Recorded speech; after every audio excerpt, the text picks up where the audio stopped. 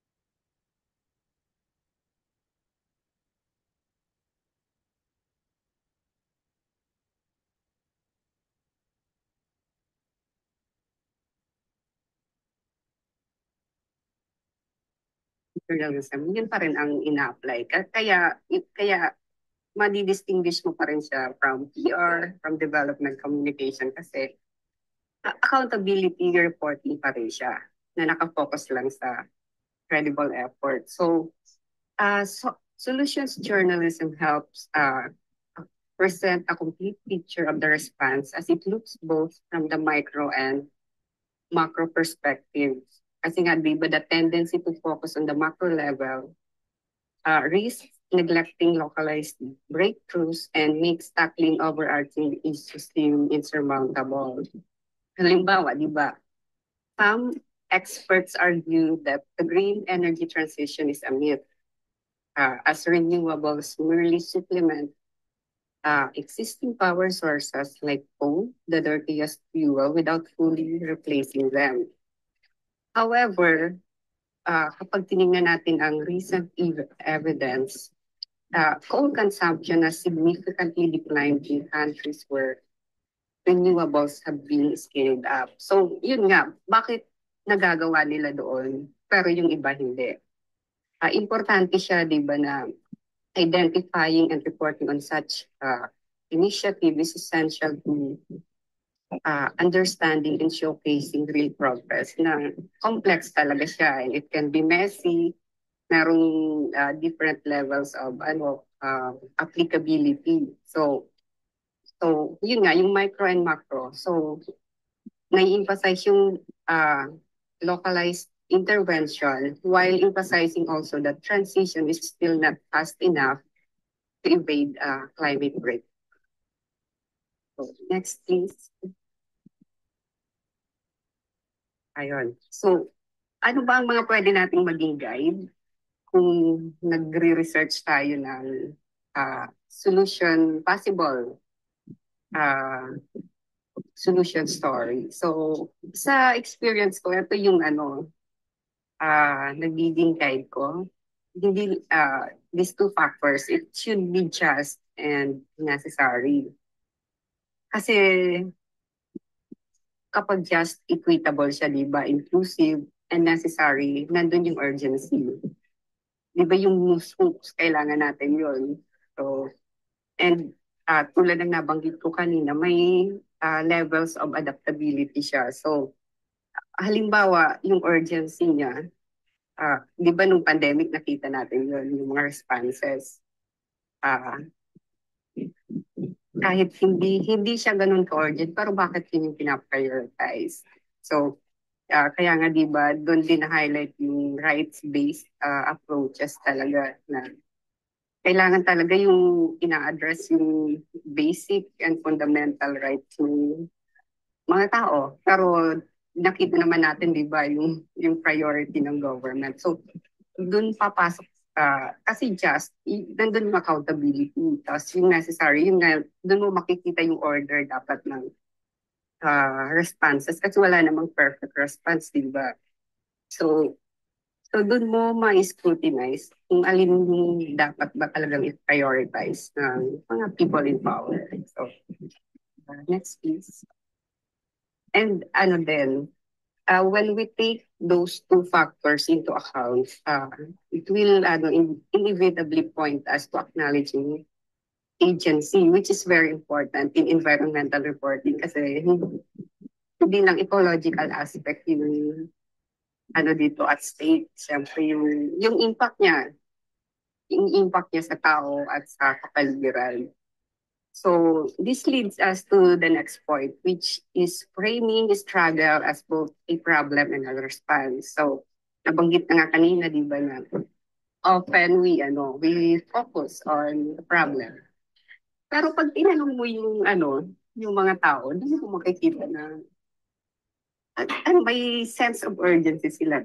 Pag nabasa niyo kasi galing siya dito sa book, uh, Stories of Struggle, yung mga land agrarian reform beneficiaries sa Negros.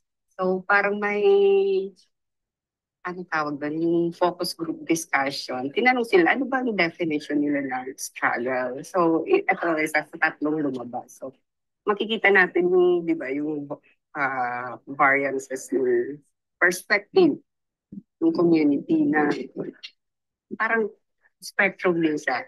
Yun na, complex talaga kasi. So, merong isa, ang tingin niya sa struggle ay problem. Yung isa naman is in between, and yung isa naman is talagang as a response. So, as environmental reporter, kailangan natin, kailangan non-negotiable yun na dapat tinatanong natin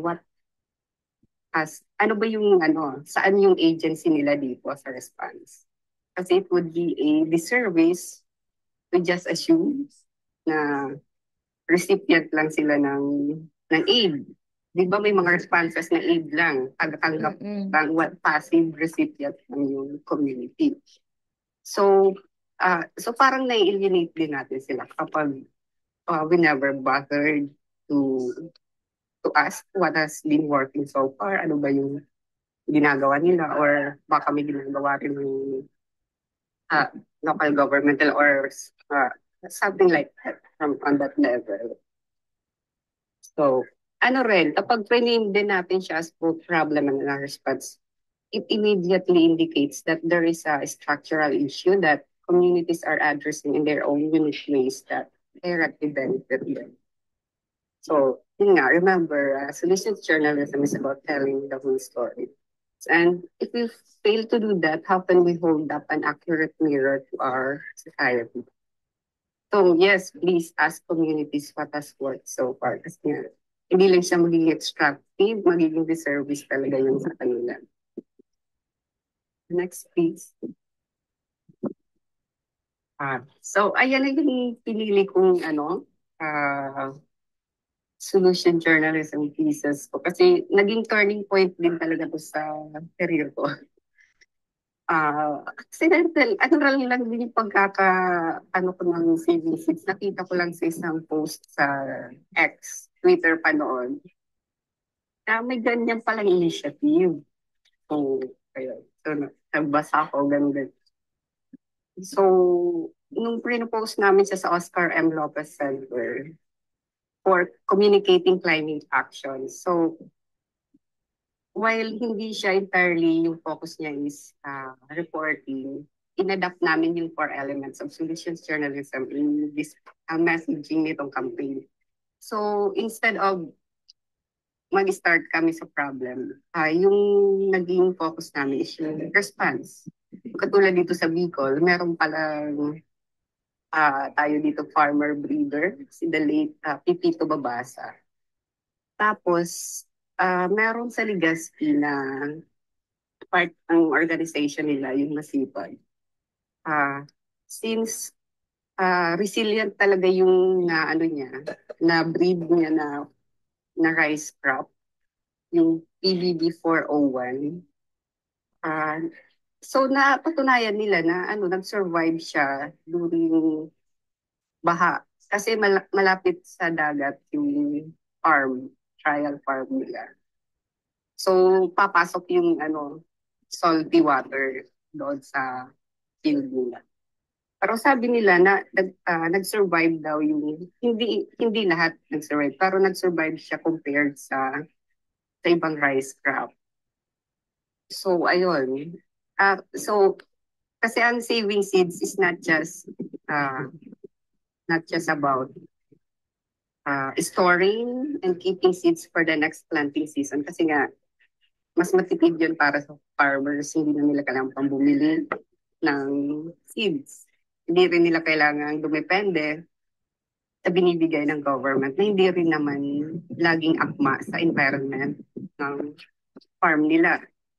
So, natutunan ko rin na ang right to seed is connected to right to food and right to land. So, without access to land, parang useless din yung practice kasi kailangan nila ng isolated land either for trial farming kasi pinipili pala nila yan. So, di ba?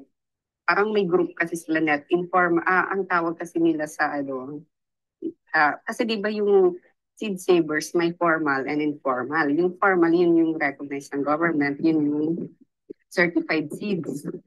Yung informal, etong mga farmer networks, mga farmer seeds savers na nagpo-produce sila ng agricultural knowledge to knowledge exchange, yun nga, exchanging of seeds, tapos yung mga nila, mga notes na saan ba siya resilient.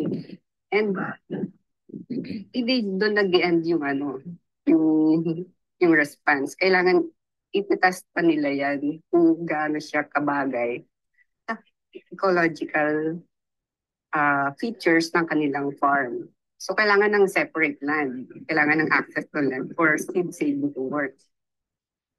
Kaya nga, etong sa Mogabe, yung most prolific seed saver nila is because siya yung may pinakamalaking lupa compared sa ibang member ng organization nila.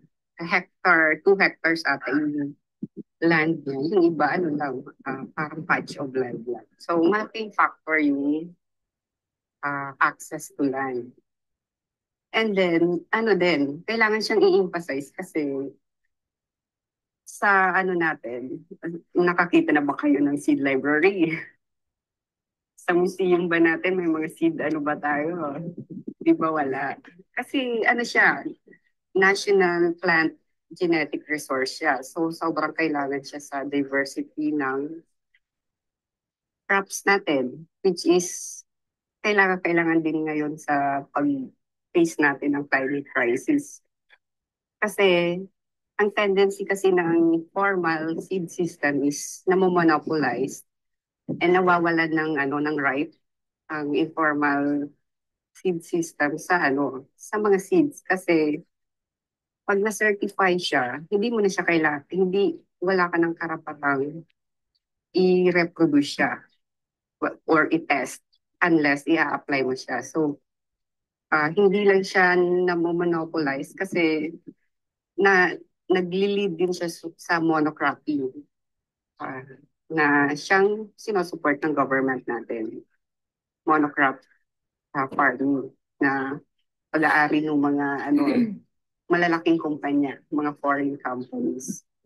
So parang nandun yung yun nga, yung level ng natin, ng responses. So yung urgency, alin ba yung mas urgent na response? Yung sa government ba na ginagawa lang na recipient, passive receipt na parang walang agency, yung mga farmers na hindi nila kayang mag-breed ng mga or ini-erase talaga. If not ini-erase yung practice na yun para maging dependent yung mga farmers natin. So, ganun siya. Eto naman yung sa India, naging partner namin, yun, naging fellow ako. Ginawa niya ng ah, YouTube version yung ginawa ng isang fellow namin sa India.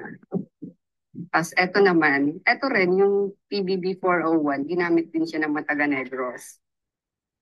Kasi nga, resilient talaga yung nagawa ni Mr. Babasa kaso pumanaw na siya. Pero merong isang youth breeder from Kamsur na parang yun yung passion niya ngayon na tinutuloy niya yung mga tinuro sa kanya ni Mr. Babasa. Tapos eto naman, yung how land tenure can mitigate climate vulnerabilities. Ganon din. Ah, yung mga, kasi di ba hindi naman nag-end lang sa pag-award ng land para mag-work siya, di ba? Yung, yung response nga ng carper na yun. Kailangan pa rin ng support. So they found this support network na itong nasipag. Binigyan sila ng mga seeds na pwede nilang i-test, trial farm. So communal farming sila. So, ayun. Kasi kasi yung law natin is hindi siya supportive. Kahit yung national seed law natin, hindi siya supportive on the macro level, hindi siya supportive sa ganitong practice. So, kaya kailangan siyang i-highlight. Kahit kasi sa international law nga may mga UN declarations katulad ng United Nations Declaration on the Rights of Peasants and Other People Working in Rural Areas. Ano siya, yun yung ini-encourage niya and promote yung interest ng smallholder farmers in developing countries like the Philippines where legislations are inadequate to protect farmers' human rights and where the state itself is weak. Tapos ano din, dito rin yung women din is nagkakaroon din sila ng equal opportunity, na i-apply yung knowledge nila sa seed saving. Nagpa-participate sila dyan, nagdo-document, nag-identify din sila kung anong uh, bagay sa farm nila. So, hindi lang sila passive din or parang 'di ba as pinapakita lang usually na male dominated ang farming which is not kapag tinignan mo siya sa practice ng CBC. Nandiyan yung role ng women. Alam nila kung sa management, crop management, meron sila yung mga roles. So, ina-affirm niya rin yung Convention on the Elimination of All Forms of Discrimination Against Women. So, ayun yung mga macro aspect niya na meron pala tayong mga ganitong solution or responses. Pero bakit bakit wala sa national consciousness ng and madalas pa nga ma-demonize yung farmers as mga tamad, di ba? So parang in a way, ano rin siya ng misinformation, disinformation, ang meron ding may tutulong yung solutions journalism sa mga ganung aspect. So next, please. So ayun, ayan na yung for reference mo, yung elements ng solutions journalism.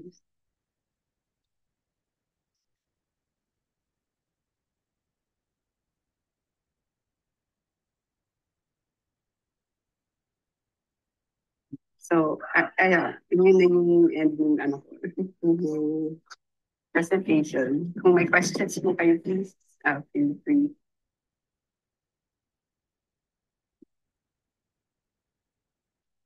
All right. All right. Thank you, Thank Miss you, Miss Mavic, Mavic. for the recap. Actually, I already gave them reading materials from your network.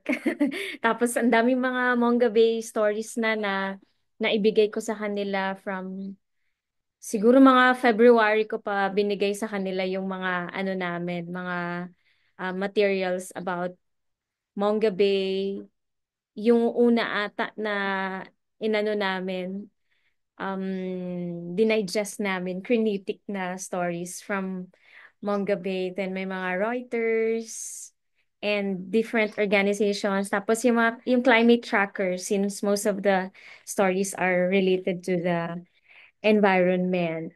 Para sa kaalaman ng ating mga um, participants ngayon, si Miss Mavic Conde, karamihan talaga ng focus ng stories niya ay environmental. And doon sa mga na-present niya, more on farming, no? So, ito yung mga latest na mga stories mo, Miss Mavic. So from simple idea na etong pag-save lang ng mga seeds, nakakame up siya ng isang solution story. And laging binabalita like yung binigyan na ng title, yung mga farmers, yung mga land na government land, tapos tinitil nila, tapos later on, mga ilang years ata, binibigyan na sila ng ng titulo. 'Di ba kasabay yan sa project ngayon ni Bongbong Marcos. So hindi nag-stop doon yung story. May solutions approach din pala yung story ng ng related sa EJ. So gusto ko lang din malaman, Miss Mavic, bago siguro tayo mag-entertain ng mga questions for our question and answer. Baka pwede, Miss Mavic, na mabigyan mo kami ng idea about paano ka nagsisimula sa pag-conceptualize hanggang sa sinusulat mo. Start tayo. Paano ka nagko-conceptualize ng story? Kasi sabi ko nga kanina, parang lagi ang presentation ng stories problem yung highlight, no? So in the solutions journalism, lagi siyang solutions ang approach. Paano ka nagko-conceptualize? Like, itong seed, paano mo siya nalaman? Paano mo naisip na, why not focus on the conservation nito or sa pag-save ng seeds, not only sa future ng farming? Ano rin, ah, malaking tulong yung CSOs talaga. Kasi yung, ang rin kasi dito sa saving seeds is ah solid na yung nila, yung network.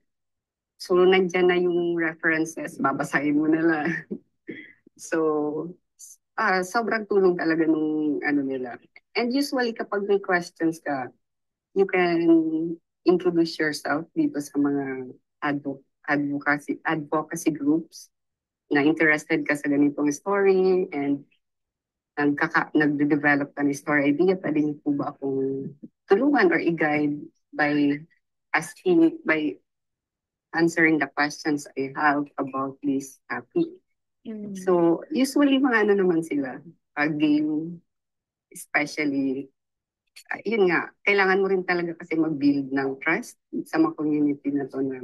So, ipakita mo yung mga previous work mo na hindi lang ito one-time extractive reporting. You have been there. So, introduce yourself and pag nakita naman yung sincerity mo, so tutulungan ka nila. Ibig sabihin, Miss Mavic, bago ka naka-conceptualize ng topic, nakita mo ba siya sa post or dati ka nang may connection dito sa advocacy group na kwento na nila? Ano, nabasa ko lang sa isang Twitter, sa Mm. isang Twitter post nung pandemic na about saving seeds. So, na-curious ako. So, nagbasa-basa ko mga ano. So, ano, and hindi lang siya, Philippine context.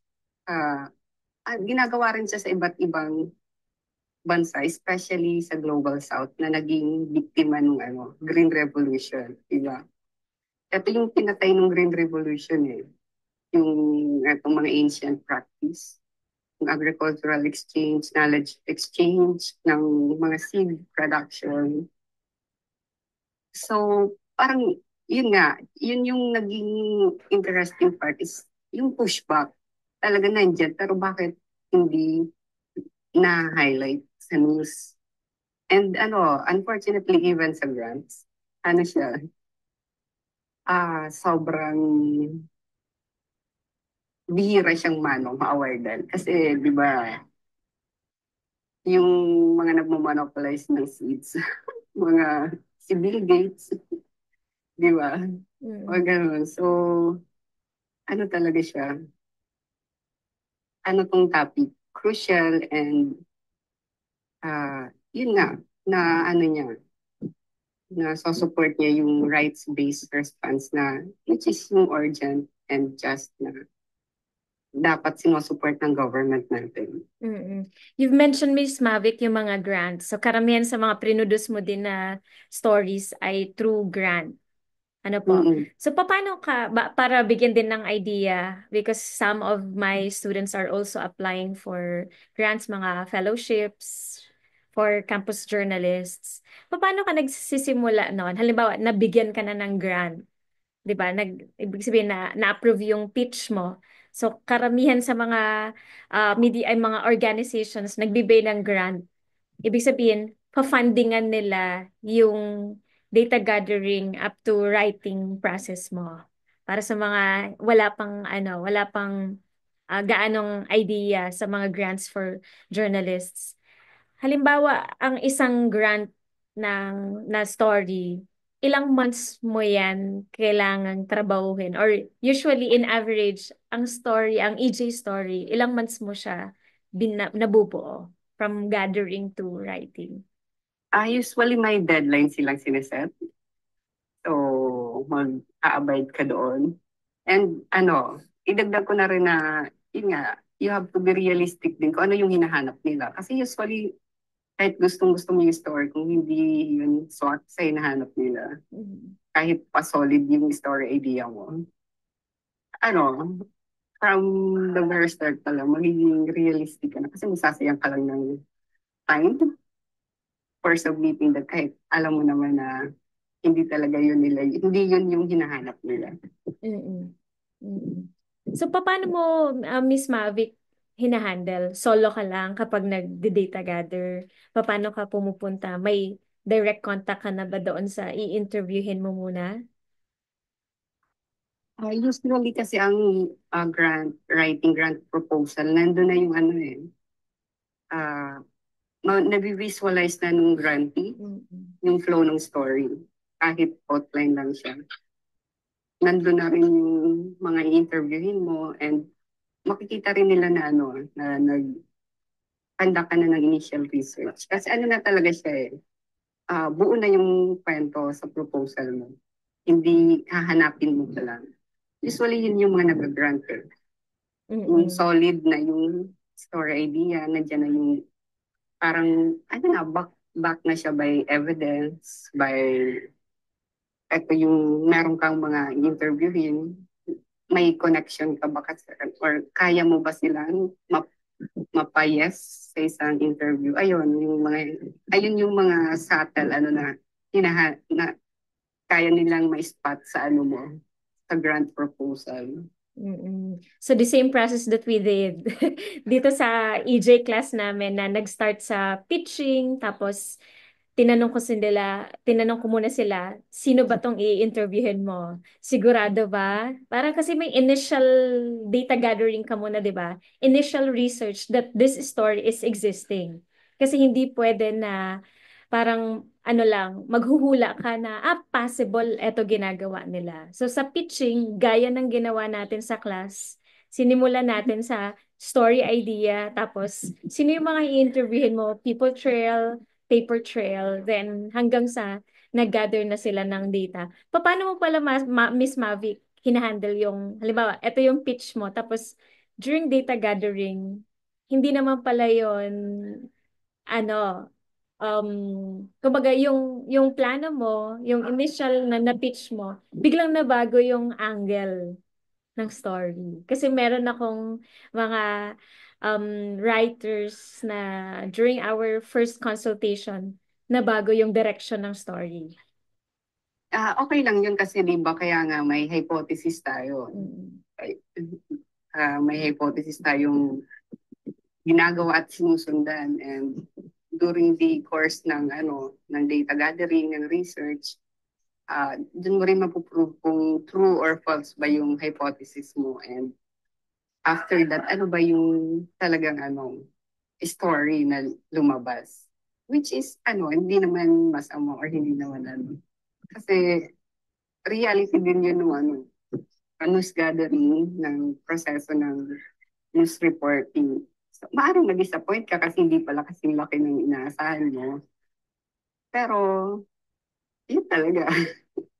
We have to accept that fact. All right. So thank you, Miss Mavic, for sharing your experience. Karamihan sa mga ilang percent, Miss Mavic, yung sinulat mo na related sa EJ, Environmental Journal? I think majority. Pero since nagbulat-lat ako, naka na siya sa human rights talaga. Mm-mm. May-humanize mo yung environmental stories.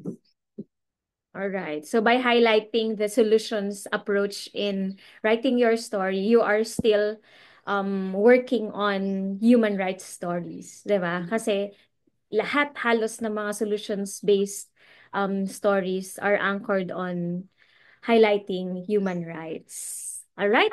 So we will now be opening the floor for the question and answer. Fred, baka pwedeng simulan mo. So, start tayo by giving at least a gist doon sa wino-work mong story, tapos raise na ng question kay Miss Mavic kung anong gusto niyo na itanong and some tips siguro na hihingin. Before we proceed, pwede po lang i-request na meron palang takeaway. So, last part nung pwede yun na lang yung Saan? Itatanong natin sa kanila. hindi po sa presentation, pwede yun yung naka-display, yung takeaway. Sige, sige. Kasi parang hindi ko yun, sa unahan. Ayan. Unahan pa na. Ayan. Thank you. Sige. Fred? Hello po everyone. Good morning, Ma'am Mavic. I would like to first introduce that our topic focuses on the intervention of urban community in our environment. So our main, kumbaga yung concept po namin or the title that we came up with is exploring the initiatives of Legazpi's commercial buildings in implementing green spaces. So na-brainstorm po namin siya since we noticed that some of the commercial buildings here in Legazpi somehow implements green spaces. And so with our collaboration with the concerned LGUs, we tried to hear their stances regarding this and to prove if there is really an initiative here in Legazpi from the commercial buildings. And unfortunately, in our late interview with the DNR Environmental Management Bureau from Mr. Ralph Chavez po, we found out that they cannot define any specific commercial buildings here in Legazpi that implements green spaces.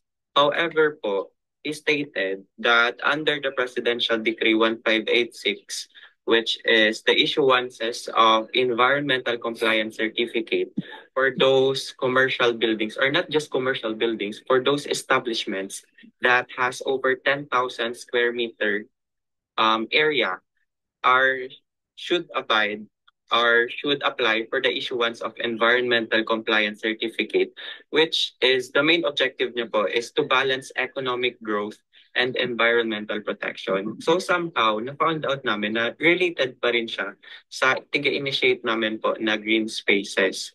So from that specific perspective po, kaya ma'am, since we already started with our um, we already started with our article writing right before DNR confirmed our interview, since medyo po na-delay yung pag-confirm nila sa interview namin. Kaya kumbaga nakasulat na po kami ng unang angle. So yung angle po namin is we collaborated with Ayala Malls, the Cal Courtyard, and Embarcadero de Legazpi, as we perceive them as one of the staple establishment or commercial buildings that truly implements green spaces. So doon po nagbase yung angle namin. Somehow, we were not able to highlight the major problem of their intervention to we only highlight their initiatives in implementing green spaces. So from the information that we gather from the DNR po, Environmental Management Bureau, um, could we kindly ask for your stance po or your critics if how would we re-angle our story po? Thank you, Fred, sa pag-provide ng information about your current project. Ang nakikita ko is even lack of solution is also a solution journalism story. There's lack of, yun na nga, nabanggit mo, walang compliance sa isang government policy na dapat comply nila. Isang caveat din na nakikita ko is sino ang may access dito sa green sa spaces na to. So, doon din papasok yung right space, yung just and necessary features ng isang response. So, even lack of response is also a solution story. Mm-mm. I see. Thank you so much po. Oo. And You're may I also add, Fred, doon, yung sinabi ng DENR na, syempre sa unang mga interviews ninyo, sasabihin ng mga owners ng building na mas konti yung consumption sa sa electricity, sa bayad kasi 'di ba usually ang mga malls, ang mga malalaking buildings, pati yung mismong facade malamig or pagpasok mo 'di ba? Sobrang lamig agad. Pero kung titingnan mo itong Ayala Malls and then itong Embarcadero de Legazpi, pagpasok mo, fresh air lang yung masasagap ng mga 'di ba, ng mga mall goers. So pwede mo sila ma-interview. Possible, sinabi yun sa interview na mas less consumption or less yung nila, gastos pagdating sa kuryente. And yung sinabi ng DENR na mismo sila hindi pa clearly defined kung ano yung sinasabi natin na green spaces na ito sa mga buildings. Maganda na din 'yon na na ang anggulo doon sa magiging story mo. And baka may magsabi din ng mga architect na dapat sa panahon ngayon, mga ganito ng klase mga buildings ang dapat na i-build. 'Di ba? So maganda yung magiging kalabasan ng story. Kakaiba, no? Parang yung Saving Seeds ni Miss Mavic na hindi natin maisip, EJ story pala ito. Thank you, Fred. Sige, next po. Tsaka, pinagdag ko na rin yung building code. Oo, baka hindi pa defined doon. Kasi ang usual na mga building sa Pilipinas, close talaga siya. So baka through your story, ma-open yung minds ng government na baguhin yung building code. Kaya pinapa-interview ko din sila Miss Mavic sa sa yung LGU, Fred. sa planning, city planning. Yes po, ma'am. Actually, we already sent our letters po requesting for an interview. However, we are still not receiving any confirmation from them po.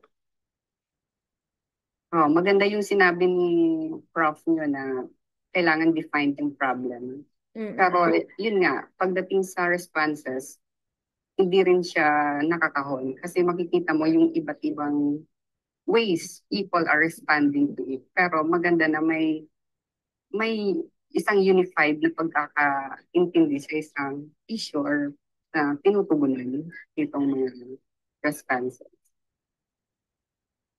Thank you, Miss Mavic. Thank you, Fred. Next, siguro pasalit-salit tayo. Block A, tapos, ay, Block B, tapos Block A. Sa Block A, andito si JR. Then, sunod si Hannah. Sunod si Richelle Belenario na nag-skip ng kanyang humanities class for Miss Mavic. Gustong-gusto niya mag-attend ngayon. Sige, sunod po, JR. Sunod si Hannah, then Richelle Belenario. JR.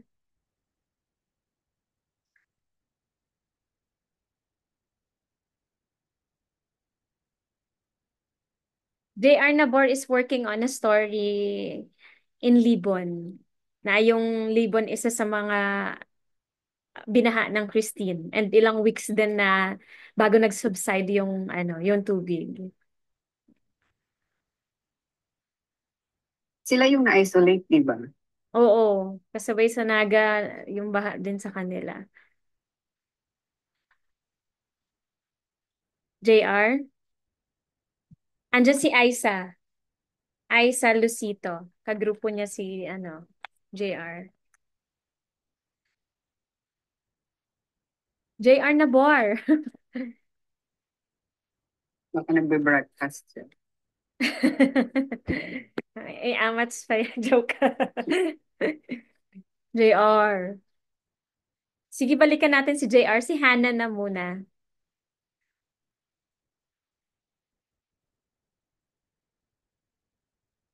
Hannah Boragay.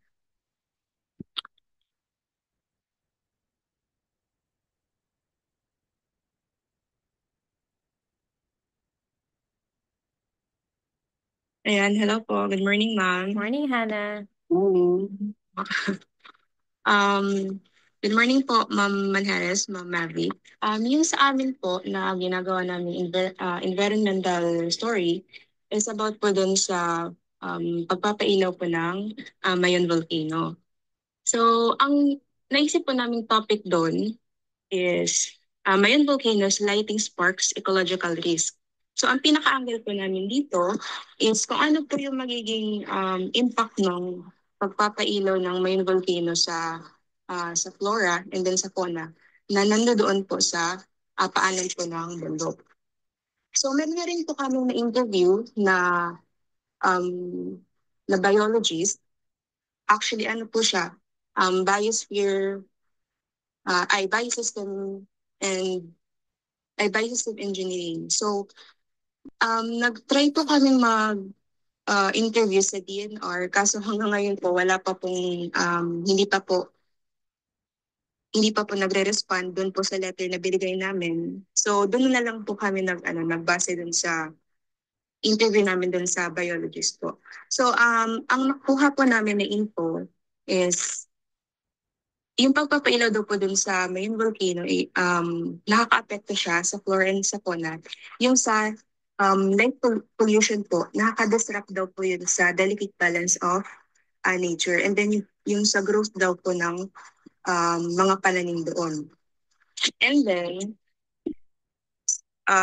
doon naman po sa fauna, pwede daw po maapektuhan yung mga nocturnal doon. Kasi sabi daw po, may mga nocturnal species po doon na syempre active sila sa gabi, so baka daw po maapektuhan yung way of living nila kapag nagkaroon ng ilaw doon sa paanan ng Mayon. So halos doon lang po yung angle namin. Pwede po kaming magtanong kung ano pa po ba yung naiisip niyo po or pwede niyo pong ma-suggest na pwede po namin na ma-angle na much better dun sa story po namin? Wait, sana. I think, okay, it's specific enough, pero ano, specific enough na siya yung story angle. And magkakaano na lang siya is kung gaano ka-specific kasi yung detail ng project. Kasi di ba ano siya, wala naman masyadong specific na detalye. So pwede nilang anong tawag yan, pwede nilang i-defend na eto gagamit kami ng efficient lighting, gagamit pa talaga. So parang may specific distance ba na binabanggit yung mga biologists na anong distance ba na maapektuhan sila or kahit ano na mapapaliwanagan maapektuhan sila. Yung parang mas mag-go kayo into the specifics of the project and then babalikan nyo rin yung biologist na itatanong nyo sa kanila kung ano ba yung impact ng specific na pinopropose ng project. Kasi ano lang siya, di ba? Parang description lang. So, para mas mano yung evidence ng reporting is parang isa-isahin nyo yung yung detalye ng project and ipa-check nyo sa mga experts.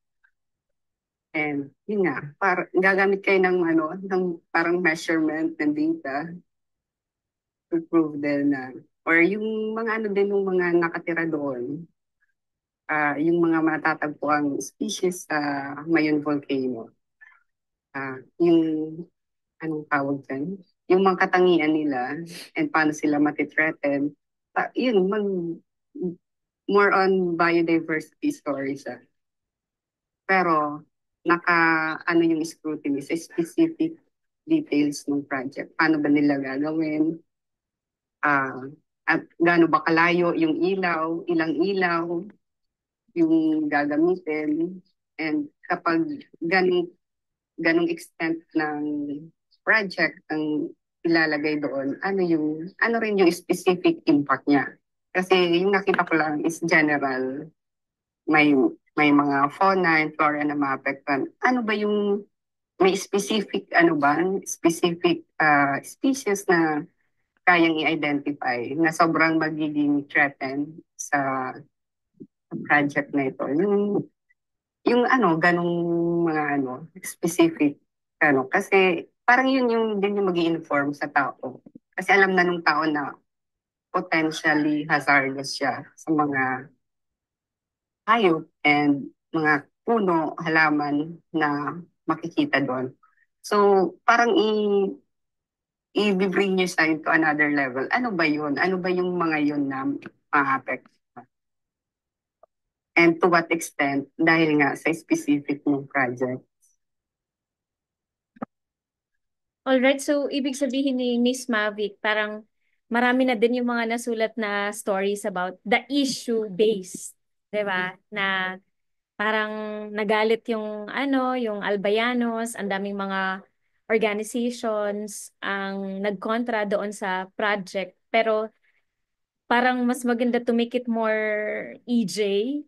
Tingnan natin kung ano yung extent ng magiging effect nito sa flora and fauna. Gaano tama yung pinaka-data nga naman ng mismong project. Saan ba? Gaano kalayo doon sa slope ng Mayon Volcano, doon sa halimbawa maraming mga fauna base sa magiging interviews ninyo with experts like yung mga bird watchers na madalas nakikita nila halimbawa sa area na to, then gaano kalayo ilalagay yung spotlight. Kasi parang spotlight lang naman yun na parang on and off, may oras lang na papailawan. So, ibig sabihin, mas scientific yung magiging approach, not issue-based. Tama, Miss Mavi? Maaari kayo mag-focus into specific species lang. Halimbawa, migratory birds. Ay, pwede. Maganda. Maganda. Ano ba yung magiging impact nun? Kasi halimbawa, yun yung part na yun yung sobrang may ilawan. Ano ba yung mga nandun? So, magiging importanteng balita siya para sa mga Bicolano. Kasi ito palang mga matatagpang species doon sa parte na kay Ilagwan. Oh, tama. Because we've also read stories from Bicol.ph. I think baka ikaw pa yung nag-edit noon. Then we have from Rappler na yung issue na lumabas yung naging focus. Pwede, I can also give contact numbers, contact persons ng mga bird watchers. And from the DENR, meron silang ginagawang assessment. Actually, isa yan sa mga targets ko ngayong May because the DNR through Penro will be conducting another assessment after the eruption of Mayon volcano. Kumusta yung mga shrubs, kumusta yung flora and fauna within the slopes of Mayon volcano kung naka-recover na sila. Thank you, Hannah. And ngayon ay birthday pala ni Hannah. Bigyan natin si Hannah ng ano ba tong pinapalabas ko? Confetti. Confetti! Happy birthday, Hannah. Timing. Oh, imagine Miss Mavic, birthday ni Miss Hannah, pero andito siya ngayon, nag-attend. Hindi sila nag-skip dahil very open talaga itong class na to, itong dalawang block na to sa mga trainings like this kasi bibihira lang din na maka-attend sila ng mga trainings from our own experts. Pinipili ko talaga kasi yung from Bicol para mas makaka-relate sila sa mga stories. Another one who will share their stories, Miss Rihanna Cadiz. Ang story nila ay from Sorsogon. Rihanna, na nag-skip din ng jogging schedule niya ngayong araw. Hi, Riri. Pa-on ang mic. Hello Thank you. po. Good morning po. Nag-skip ka ng jogging mo ngayon? Ay nga po, ma'am. Thank Church you. day po. Ay, oo nga. Mamaya hapon na lang. Sige po, ikwento mo, Riri. Um, yung environmental story po namin is about a closer look on animal care sa Erosin Eco Zoo Park. So, I think it's an interesting story po kasi as someone who's not from Bicol, Albay or Sorsogon, ngayon ko lang po narinig yung Erosin Eco Zoo Park. And according to my partner who's from Sorsogon,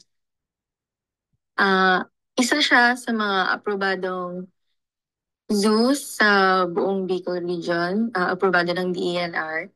However, when we try to visit the park and ayun, tignan siya ng sa personal po, parang hindi naaalagaan yung animals.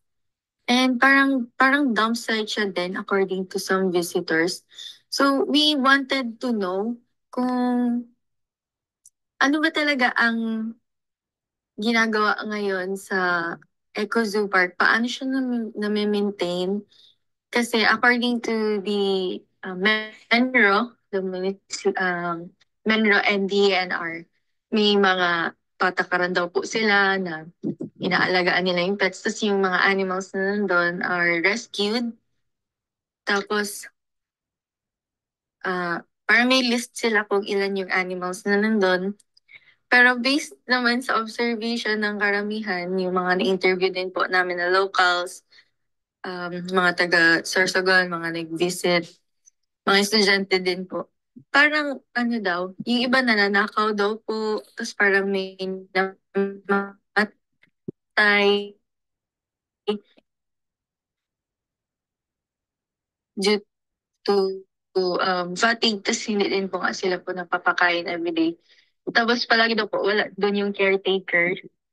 Tapos parang hindi po na-develop well yung park. Tapos parang may conflict po kasi between the parang yung sagot ng, syempre, ng Menro po. At the same time, iba din po yung nakuha naming information doon sa mga residents. And we wanted to find an answer when it comes to solution. Tapos kung ano po talaga yung ginagawa doon. Hindi mo po kami nakakapag-interview sa caretakers. Yun lang po talaga nakakapagpatagal ng story kasi palaging wala. Maraming excuses and parang palaging may travel, ganyan po. So, napansin ni Brami na kung ganun, sino po ang nagbabantay ngayon ng animals sa Irsin Eco Zoo Park? Parang, syempre, it's one of the first zoos in the Bicol region. Tapos parang, hindi siya naaalagaan. Kawawa yung animals. And, syempre, we wanted to protect their rights then as well. So, it's still ongoing story po. Pero, we also would like to know any other tips po kung paano, anong pwede pong magawa para ma-interview, magkaroon ng information when it comes to animal care. Kasi parang may sinabi po silang uh, mga rules, tas parang ordinance, pero hindi po nila state, specify. Parang ayaw din po nila i-disclose sa amin. Tas hindi rin po namin ma-research, ma-data gather. Baka po kasi parang mali din po yung makuha naming info. Kaya yun, hindi pa po namin siya natatapos talaga. Okay, thank you. Riri, nabanggit mo yung necessity ng zoo is because of rescue animals. So more on yung purpose niya for rescuing. Yes po, according to the Menro po. Pero pwede siyang bisitahin, yung zoo. Public zoo po siya. Yung nagpatayo po is LGU po ng Erosin. Ayun, pwedeng siya, alternative habang hindi pa sila nagpapa-interview.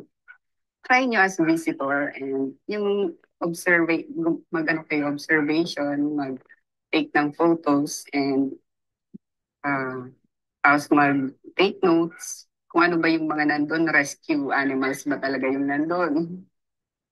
Kasi makikita nyo yun, ma-corroborate nyo yung sinasabi nila. Parang one way of corroborating yung initial na nakuha nyo is to visit it in person and observe, take photos, and take notes. Ano bang mga animals ang nandun? Ano ba yung condition nila? Yun nga, kasi ma-verify nyo yun sa mismo pagbisita doon. Tapos, pwede nyo ding another layer of verification, yung observation din ng mga bumibisita, ng mga taga doon. Ano ba, naalagaan ba talaga or mga rescue animals ba talaga yung mga nandun? Para rin yung level of awareness ng tao na but parang niloloko niyo yung aware nga yung mga tao na ganun. Kung merong ganung layer. Tapos, kailangan yung maghanap ng advocates ng especially specializing on zoos. Kasi kung okay naman yung yung purpose for rescuing, pero ang zoo ba in general is sustainable and dapat pang ikulong yung mga animals. Baka meron sa Sorsogon. And sa tourism na din mismo, baka kung ayaw ng Menro ng DNR, baka sa tourism mas open sila. Sabihin niyo lang, as a response, usually open sila kapag sinabi niyo interested kayo dito sa zoo as a solution. Usually mas open ang LGU people kapag ganun yung entrada mo. Oo, hindi yung napabayaan. Oo. Based sa observation na nga tapos reklamo napapabayaan. So, ang approach dapat ay maganda to na sustainable approach to para ma-preserve or matulungan. Kasi sabi nila, rescue. Maganda. So, isa yun sa mga tips kung paano i-approach yung interviewees natin. Pero dapat marunong ka rin yun nga, read between the line. Pero yun nga, may mga alternative sources ka pa para, yun nga, mahuli yung, yun nga, mahuli mo kung totoo ba talaga yung sinasabi nila o hindi. Mm-mm. Anong office pala, Riri, yung laging nasa travel? Sana all laging nagta-travel? Anong office Yung yun? caretakers, ang binanggit po kasi ng Menro is yung nagme-maintain ng park palagi is the caretakers. Mhm. Parang yung workers po from LGU din po ata. Hired sila ng LGU. Tapos pag pumupunta po yung partner ko sa park, palaging wala daw po. Palaging nag-travel sa ganitong place, hindi available. Sige, Pero so alam mo, pumunta na ilang lang weeks kayo na sa nga, punta kayo sa ano na lang, sa municipal hall mismo. Kasi siya, sabihin mo, hindi mo na tatimingan, tapos doon ka na lang. Pwedeng sa mayor mismo or PIO. Para if ever man, sabihan, kung ayaw magpa-interview ng mismong chief executive, sasabihan niya yung kung sino pwede magpa-interview na may alam doon. Not only the caretaker, baka kasi hindi rin alam ng wala ring go signal si caretaker or hindi siya pwede interviewin. Kasi caretaker is just a caretaker. Baka staff lang din siya. Pero kung siya ang head, say for example, ng ano ba, vet office, baka pwede nyo i-check yung municipal veterinary office. Usually under yan dyan. Kasi etong Albay Parks and Wildlife, under siya ng provincial vet. And baka yung agri din. Check nyo din sa agriculture's office kung sino yung may hawak. Tapos visit din kayo multiple times para hindi kayo sabihin na once lang sila nag-visit eh. Baka nga hindi na interested. Okay po. Thank you so much po. Walang Thank anuman. you. Luck. We have JR, dalawang Block B, tapos dalawang Block A tayo ngayon. Si JR, tapos balik tayo sa Block B. Andyan si Jayan, Nierva, JR. Wala na si JR. Nawala. Sige, dito na lang tayo sa sa Block B na muna.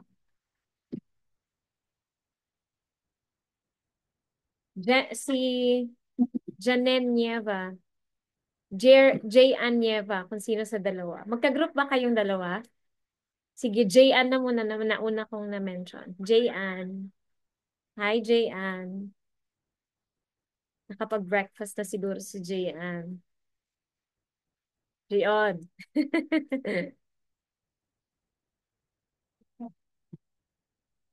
Sige, on lang yung microphone.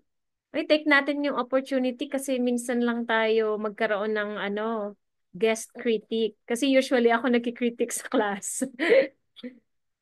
Sa akin dumaan yung pitching. Pero ang ganda 'di ba na like yung kay Hannah nabigyan ng bagong perspective yung story kay Riri, Jayan. Fred ayaw ni Jayan. Baka yung ka-group niya na lang. Sino ka-group ni Jayan? Check my list. Andito yung list ko. Magic bunot. Oo, dito yung list ko. Si Javier. Miko. Yes, Miko. Sige na para mas malinawan yung story. About sa buko, ang ganda ng story nila. Miss Mavic. Yung buko ang story nila. Miko. Tapos sino ito? Bakit di ko nababasa? Di ko nababasa yung sulat ko. Miko, sige na Miko. Ang ganda ng story nila about lumiliit na yung mga buko. So, pinapunta ko sila sa sa agri-office sa PCA. Tapos maghahanap ng studies na nagsasabi na yung buko habang tumatagal lumiliit na. Kailan nagsimula yon? Anong mga study? Ang ganda, di ba, Miss Mavic? Dito Julian. sa Bicol mismo yan. Si Fred. Yes, Fred. Wow, sorry. Baka may na po yung signal nila. Pero I had a guess about the updates of Miss Nierva's study if you may allow me to speak Sige, Fred. for them. Um, According to their interview po ma'am with PCO, the idea or the concept that the shrinkage of the sizes of coconuts were not scientifically proven as of today, but they also initiated another angle for the article stating na parang ay i-analyze na lang daw po nila na bakit tumataas yung presyo ng buko sa merkado pero same lang yung price niya sa pagbili sa mga farmers po. Kasi wala daw pong scientific proof na nagsishrink yung buko kasi may varieties din daw po yung buko. So, hindi po possible na ma-identify yung parang evolution ng buko sa isang species lang po ng coconut. Mhm. Pero kung presyo, I think, hindi yun masyadong EJ, Miss Mavic. Mm, Paano natin ano? Kasi yung last na usap namin, pina-check ko sila mag-interview ng mga bumibili sa mga lukad baga. mm. Tapos mag-interview ki mga para guti, kinyog. Gura ano ka gabat ito. Madalas dati ilang pirang buok kinyog, ganito kabigat. Tapos kapag binenta na nila, mas mahal kapag mabigat, di ba? So from there, pwede na imposibleng walang studies. Ano sa tingin mo, may sabi? Saan galing yung idea na lumiliit yung buko? From them.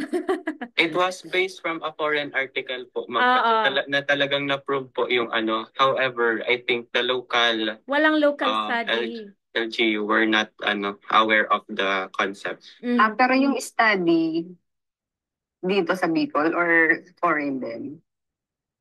Foreign po, ma'am. Nyug sa ibang lugar.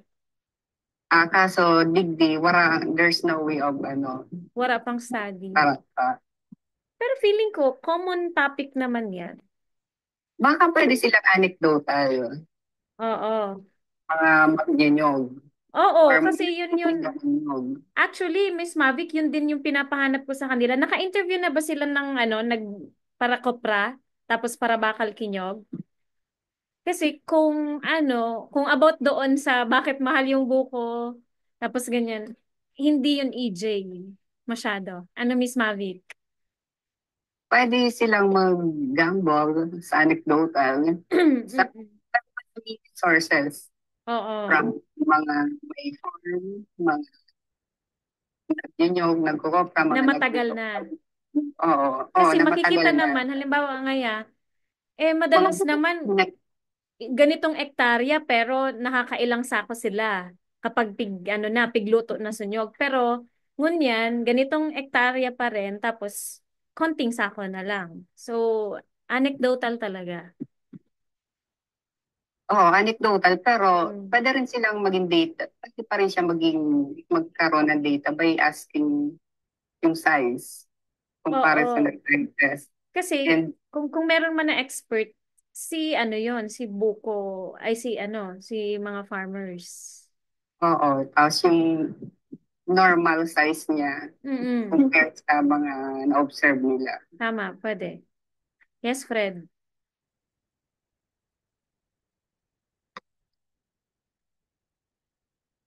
Fred? Hi, ma'am. I would just like to acknowledge the suggestion of Miss Ella. I think she's just suggesting that instead of focusing on the sizes of buko, we focus on the soil quality of soil if the quality of soil affects the fruits of a coconut tree. Another angle yan. Pwede yan na i-include. Andito, Miss Mavic sa chat. Quality Yung ng soil. Isa sa mga factors na nakaka-cause ng pagliit ng buko. Yung daw, nasa chat po, Miss Mavic. Pwede po kaya ma'am focus is quality ng soil na lang. like impact ng quality ng soil sa capacity ng nyog. Isa yan sa mga factors na pwedeng masagot ng PCA. Without studies siguro kung wala man na local study, scientifically, masasagot din yan ng ng PCA.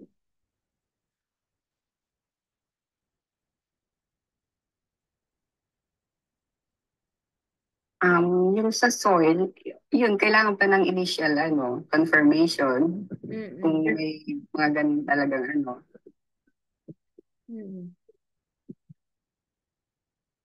Nakapag-interview na ba sila ng mga farmers nang nagbumibili ng ng copra, Fred? Dapat yun ang unang gawin. meron Kasi, kayang oo. climatic factors. Oo. So, dapat Miss Mavic, ang unang i-interviewin yung farmers. 'Di ba? Oo. Tapos, i-corroborate sa, sa expert from PCA or Municipal Agri. Anong mga factors ang nag-cause? Ganon yan. Oo. Maring relationship ng climate and pollinators. Yeah. So, imposibleng walang mga studies about that. Oo. Baka kailangan nyo lang tumingin sa ibang lente. Yeah. Yeah, baka factor din yung soil kasi nga yung nutrients niya. Oo. Though, mas magandang i-link nyo sa climate. Baka yun yung Mm-mm. nagda-drive. So, ibig sabihin, kung walang direct study about shrinking ng mga nyog, doon na lang sa volume na nakukuha ng ng mga farmers na dati dakulon na sako, tas ngunyan diit na lang na sako. So, doon na lang. Hindi na masyado shrinking. Eto, may may message sa chat. More Ayun, on production daw. meron Kaysa pala. Meron pala, Miko. parang mas feasible nga kung sa production. Sa production na lang, not really on shrinking.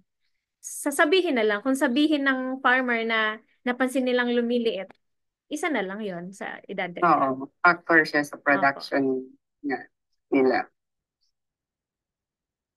Ayan, tama, sa production na lang. Pero, Jayan, hindi yung hindi yung presyo ng buko. Hindi yun EJ. Masyado. So, dito na lang tayo sa tingnan nyo kung may climate, tapos matanda na. So, kapag matanda, tapos pirming dry season, may nag-auran. Ito na yung klima natin. Ano na yung Tama. production ng coconut. Oo, maganda yung direction. Sige, anyone? Meron pa ba? Sige, another slot siguro para 10:30. Ba't sino tayo? Sino pa ang gusto? Magtaas ng kamay. 5. 4. Kasi sayang, di ba? Nakita niyo, mas nabibigyang linaw kapag nire-raise kay, Miss Mavic. Sino pa? Monica. Monica. Ma'am, group ko po si Fred. Tapos na po. Dito ba si Jerna? Sino pa? Tyzel. Celestial.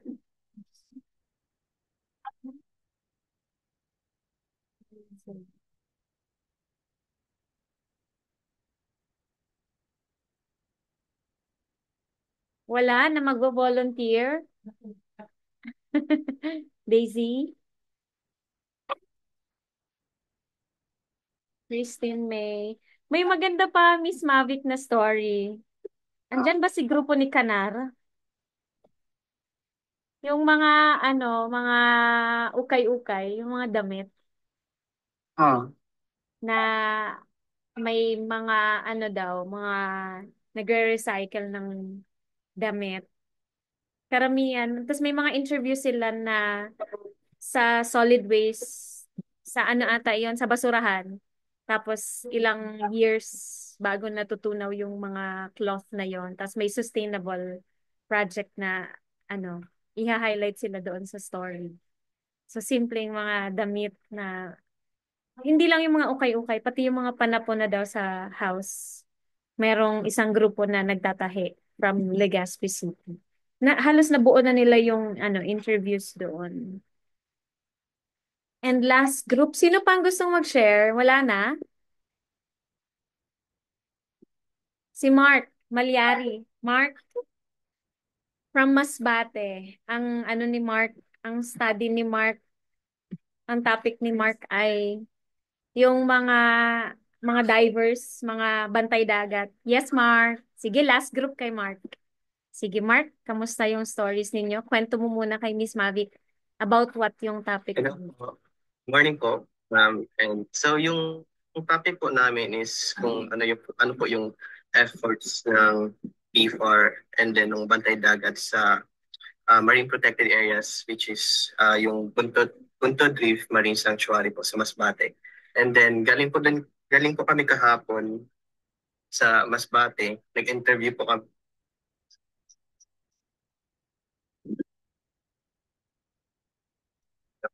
Bantay Dagat, and then meron po mga recent cases po ng mga illegal fishers po doon sa Buntod Reef. And then according po daw sa BFAR, wala naman daw pong recent cases, and yun din po sabi sa amin ng mga Bantay Dagat.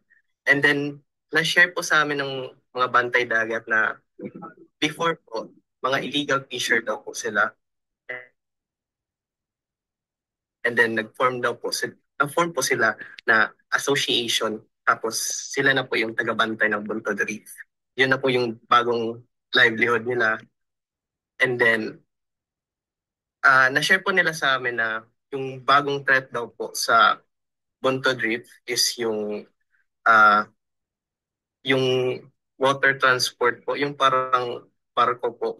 Kasi sinabi po ng BFAR na yung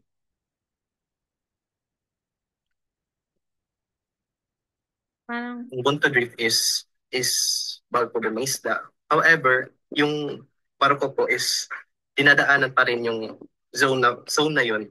Tapos, sabi po ng mga bantay dagat is nagkukos daw po yun ng disturbance sa mga isda doon. And then, nasisira po yung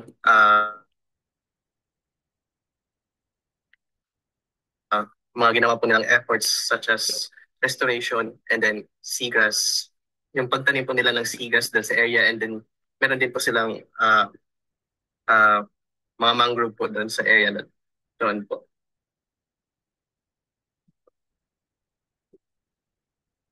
thank you, Mark. Medyo napuputol-putol lang doon. Pero sa last na usap namin with sa kagrupo ni Mark, parang ang nasuggest ko doon, balikan yung past kasi ang magiging focus nila ay yung solutions based na nagbuo ng bantay dagat to protect the area, itong Buntod Reef.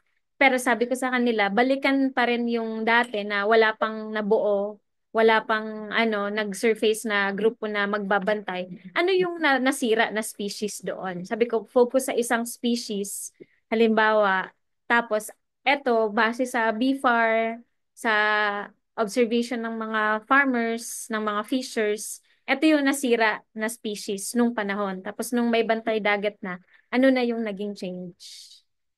Yun Oo. Para then and now, comparison ng condition and status ng species doon, and nung policy din, enough ba?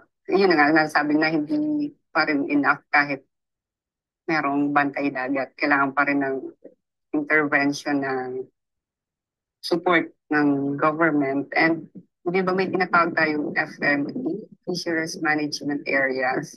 So baka pwede nyo i-check kung under siya ng FME. Kasi di ba may FME 1, 2, ito yung parang collaborative na management based sa location mo. So parang inter-LGUs, na di ba dito sa Legazpi nga yung geographic-based response. So parang ganun din yung FMA.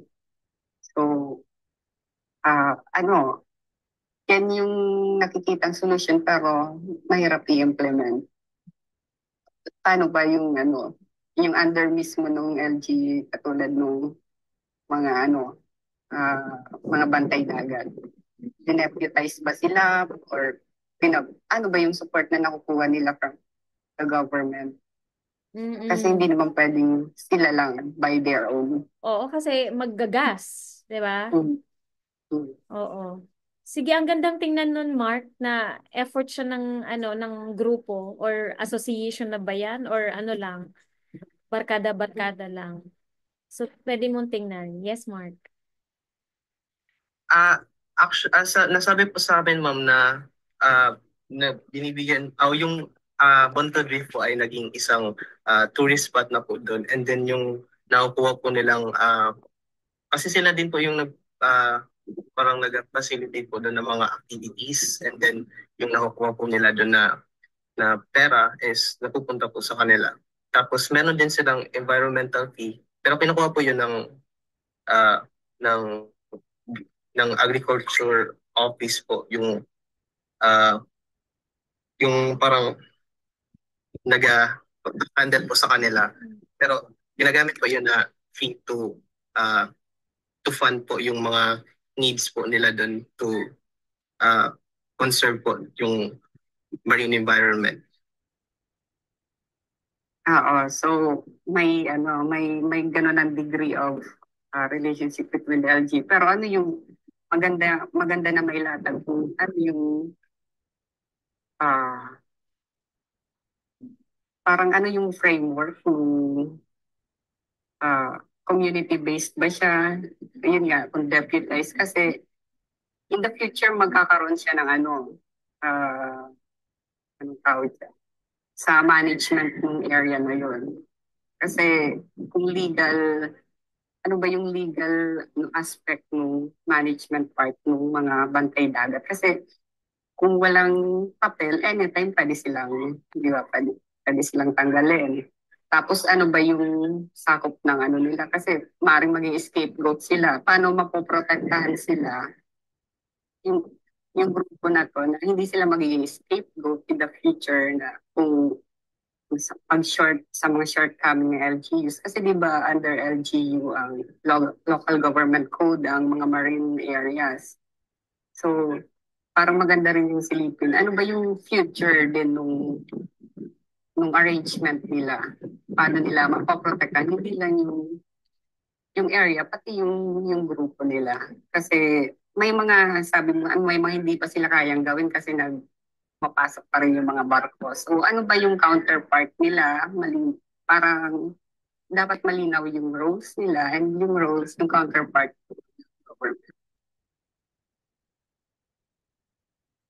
Tama yun. So, parang kung legal binding ba yun? Kasi darating ang panahon, baka, syempre, alam mo naman, baka angkinin na si, for example, ng grupo, for the longest period kami nang gumastos dito, blah, blah, blah.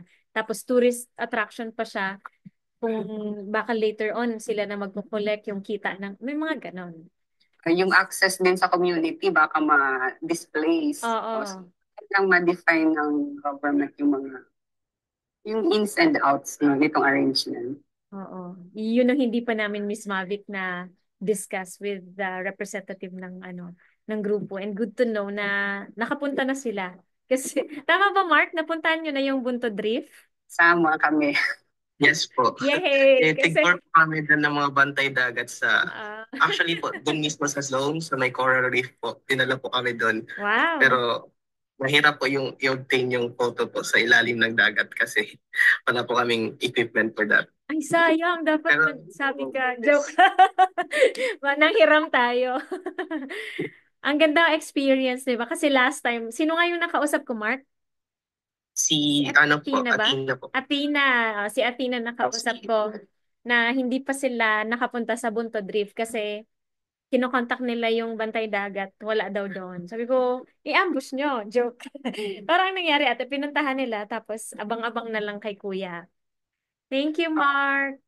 Magandang tension yun ng Thank you story. po, Ma'am April. Ngayon nag-workshop, pero paano in the future? Tama. Kasi kung hindi naman legal binding, hindi man pala sila dineploy. So, balikan kung anong framework ng ano.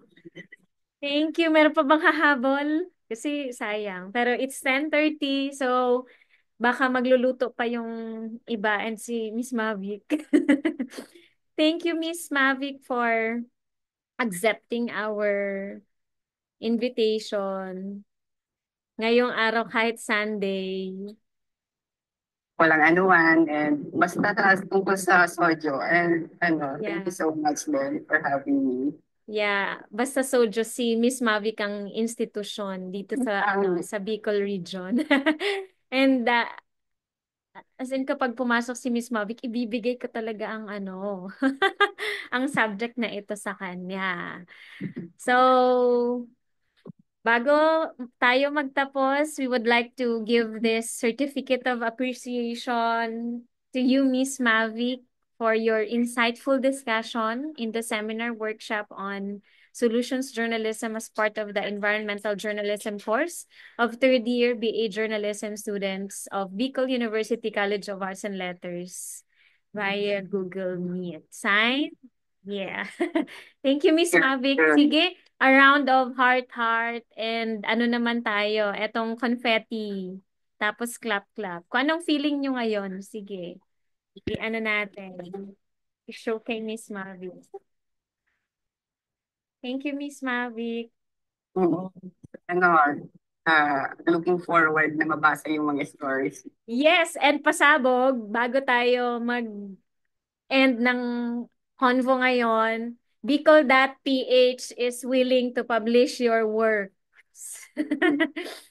Yay! Yes, friend. Gusto ng Bicol.ph na maliban i-publish nila, maliban doon sa bicoldailynews.com na ilo-launch natin. Ganun ba? May 3, i-launch natin yung Baka, kasi ang deadline ko sa kanila, Miss Mavic, next week. Etong week na papasok. So, first week ng May, ipapublish namin, then magpapapiliin din namin ng Bicol.ph. Nag-agree na din si Miss Irene Perol, hi Malin, na i-publish sa Bicol.ph kasi established na yon, marami ang audience. Yes, Fred. Ma'am, actually in our another course po, computer applications in journalism po, both blocks will be compiling all of their stories, and from block A po, they will be creating a newsletter, and from our block po, we will be creating a magazine consisting of all the stories po. Wow, perfect. Maliban sa bicoldailynews.com and bicol.ph, may hard copy pa tayo, Miss Mavic. Congrats in advance. Thank you po. Thank you. Wala nang tanong? Wala na pong tanong? Meron pa bang tanong? Gusto na daw nila mag-lunch. Gusto na nila mag-lunch. With that, thank you so much. If you have questions, just contact this. Ako na nagsabi, Miss Mavic. Kung meron kayong gusto, kasi sa akin, Miss Mavic, nagkakasawaan na kami niyan. So, para may fresh, idea. So, maraming fresh ideas ang na-share sa atin ni Miss Mavic doon sa stories ninyo. Pwede nyo din siyang tanungin, advice dito sa email niya. condemmavic@protonmail.com. Yan, bago i-publish yung story. Maliban sa magiging comments ko, pwede din kay Miss Mavic. Alright. Wala nang tanong. Thank you so much po. Thank you, Miss Mavic. See you around. Bye-bye.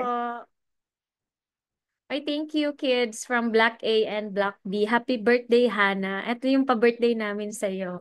Siksik-liglig na Thank you. Bye-bye.